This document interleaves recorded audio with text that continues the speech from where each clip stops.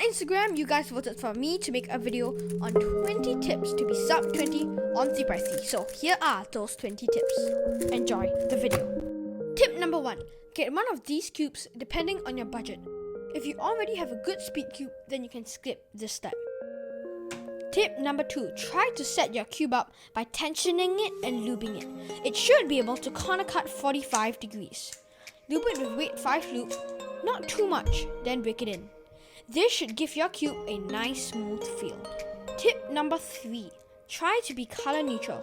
This means being able to solve your cross on any cross color, not just white for example, but instead you should be able to solve whichever cross color looks the best, and in this case, red. If you can't have full color neutrality, you should at least try to be dual color neutral. This means being able to solve 2 cross colors. For example, white and the opposite color, yellow. Tip number 4. Try to cut down on your moves for cross. Every cross case can be solved in 8 moves or less. Tip number 5. These 2 cross pieces can be inserted like this. Tip number 6. Try to have more consistent solves.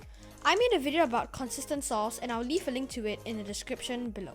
Tip number 7. Try to learn 2-look OLL. I have a 2-look OLL tutorial in step 3 of my consistent solve tips video. Tip number 8. Try to learn either 2-look PRL or full PRL.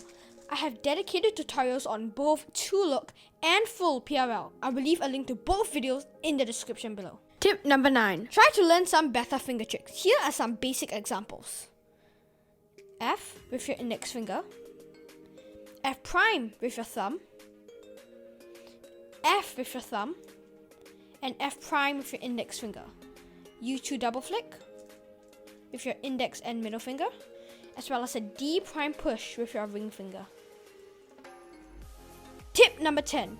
This F-gel case can be solved like this. Pair them up, insert. Tip number 11. This F-gel case can be solved like this. Pair them up, insert. Tip number 12. Try to cut down on your rotations.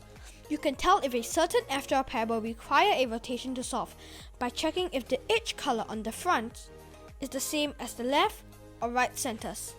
If they don't match, you will know that you will have to do a rotation in order to solve that pair. Tip number 13. Try to be more efficient and cut down on your move count. You can see which F-gel cases require many moves to solve and try to learn a faster way to solve them. Tip number 14. This F-gel case with the corner solved and the edge in the top layer can be solved without a rotation from this angle with a wide R sexy sledgehammer. Tip number 15. Try not to learn look ahead until you are about 16 seconds, as learning look ahead will cause you to be worse in other things that are more important, such as efficiency.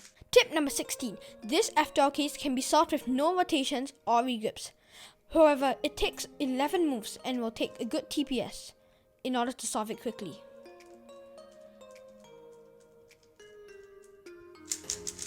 Tip number 18. This F-gel case can be solved if this slot is empty by using keyholes like this.